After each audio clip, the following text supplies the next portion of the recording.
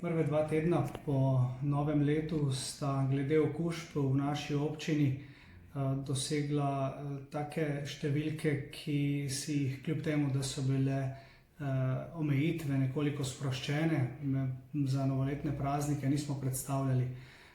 Mislili smo, da smo vseeno že prišli do te točke, ko smo v naši občini pri nas že toliko osveščeni glede ukrepov, da takih ekscesov vseeno ne bo. Pa vendar smo imeli v prejšnjem tednu kar 55 okužb z novim koronavirusom in to brez tistih v domovih upokojencev. Te okužbe so razpršene po 22 krajih v naši občini, posebej se tu pojavljajo v velikem številu na območju Gorenja in Dolenje Trebuše, tudi na območju Šentviške planote in v Tolminu, kar je nekako logično, glede na to, da je koncentracija prebivalcev tukaj večja.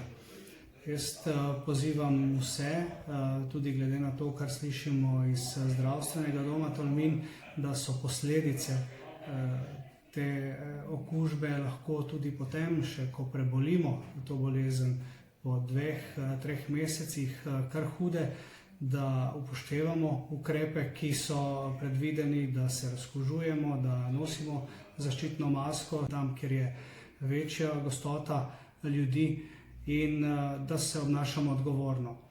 Možnost imamo tudi, da opravimo hitri test. Tu je ta možnost dana v prostorih šolskega centra v četrtek in petek v tem tednu še.